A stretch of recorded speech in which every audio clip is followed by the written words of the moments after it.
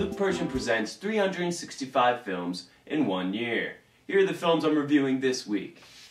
This week I'll be reviewing One for the Money, The Adjustment Bureau, The Girl, Limitless, Girl in Progress, The 5-Year Engagement, and our first in-theater film, Warm Bodies.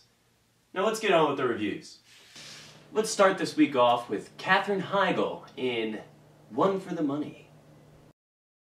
Now I don't think I've seen any other Katherine Heigl films, but I have to say that this probably is her worst. Really? Another bounty-hunting romance action comedy? Where does Hollywood come up with these, strange themes? I would just assume you all go watch that one Jennifer Aniston, Gerard Butler flick that came out not too long ago. This is like the knockoff version. The stakes aren't high in this film. You don't really care what happens. All the acting is very poor. Here's what doesn't make any sense. From the very beginning, they set it up as if Katherine Heigl, all she cares about is getting her reward. Yet there are more than 5 occasions throughout the film where she has a gun to him and could very easily just take in this bounty. It's like the film is just being perpetuated for no apparent reason. This is a perfect example of a rom-com done poorly. One for the Money only earns 1.5 crowns. The next film I'll be reviewing is The Girl, the HBO film going over the life of Alfred Hitchcock. This film is not about the life of Alfred Hitchcock. This film is about his sexual advances on his lead actress, Tippi Hedren, star of the film The Birds. What I dislike about this film is that they don't capture any of the genius that was Alfred Hitchcock. Instead, they completely build him out to be a monster. A monster fit only to be on the cast of To Catch a Predator. It completely destroys the face of this once great man. People now look at him as if he was just some creep. It's like if Abe Lincoln came out with like a Michael Vick puppy hitting video. All in all, I just felt that the story was just too one-sided. Maybe it's just because Alfred Hitchcock is such an idol of mine, just through his works, that this film just was kind of painful to sit through. For that reason, I was only able to reward The Girl with 2 crowns. Moving on to our next film, The 5-Year Engagement. This is Jason Segel's most recent endeavor since The Muppets flopped back in 2010. The 5-Year Engagement tells the story of Jason Segel and Emily Blunt, who are postponing their wedding indefinitely. Right away, this film was shaping out to be Jason Segel's best picture yet. Jason Segel retells the romantic comedy genre so that it appeals to everyone. I would say once the pitfall is reached in this film, you build up the love, and the audience feels the connection, and then there's that drop-off point. Well, once that drop-off point happens in this film, it is just kind of painful to sit through. It takes so long until we get that resolution. This is an adorable film with plenty of hilarious moments that haven't been approached in other films. For that reason, I was able to happily reward The 5-Year Engagement with 3.5 crowns. The next film I'll be reviewing is Girl in Progress. Now this film tells the story of a young preteen girl who's looking to fast-track her life to adulthood. Now as she tackles these rites of passage, she ends up embarking on her own coming-of-age story that she never saw coming. Eva Mendes plays a Hispanic mother who doesn't pay attention to her daughter very much and chooses to have love affairs with married men. Yeah. It's just a nauseating movie. I mean, I guess if I were like a 13-year-old girl struggling with teen angst, I might be able to sit through it. It is not very good. This is not a good film. They don't even conclude side relationships. You know, I'm not even going to spend any more time on this. None of you are going to watch this, and if you see it on, don't watch it. It's a waste of your time. It earned a deserving 1 crown.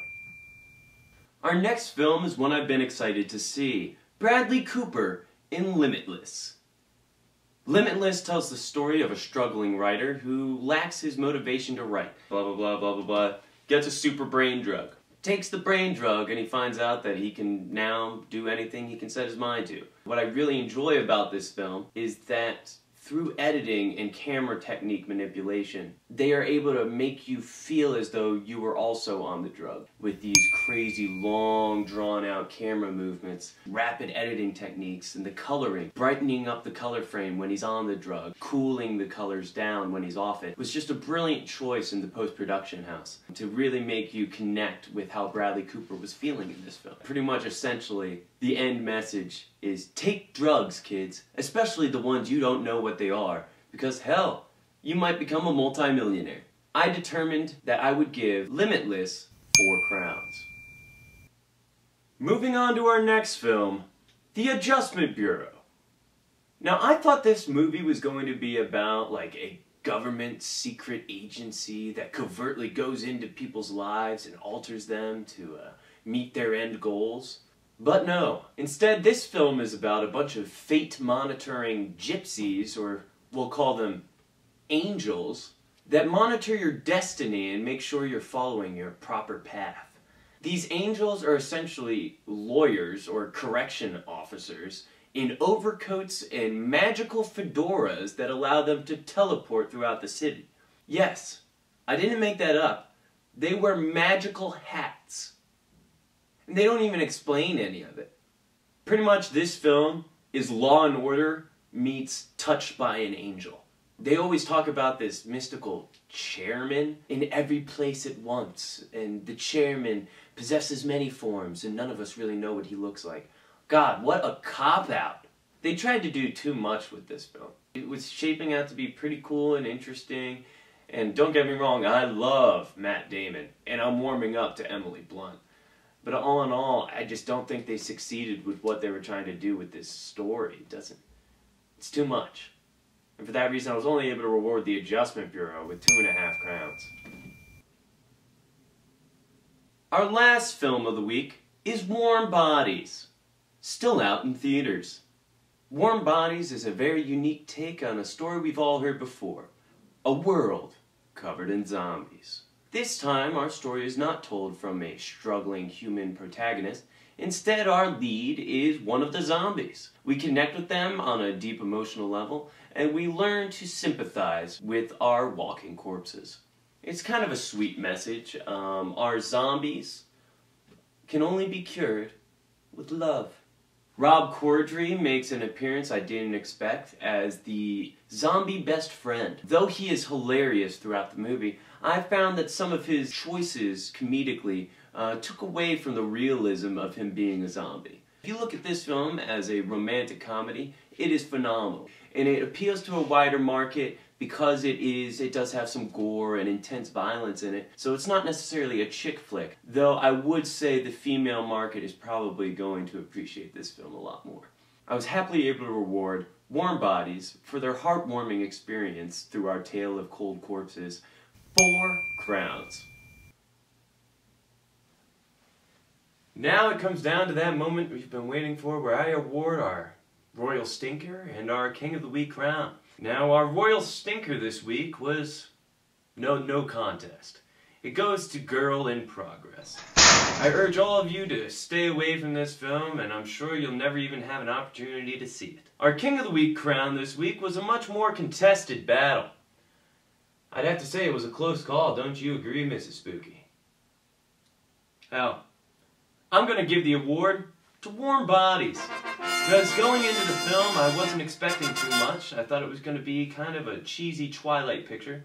But they make up for their romantic elements with some good old-fashioned gore and violence. And Rob Corddry is still hilarious. So anyone that's looking forward to seeing this film in theaters, go out and bring your girlfriend. The ladies are going to love this film. Thank you all again for stopping by. This has been week 5 of Luke Persian Presents 365 films in 1 year. That's 35 films down, 330 more to go. See you around.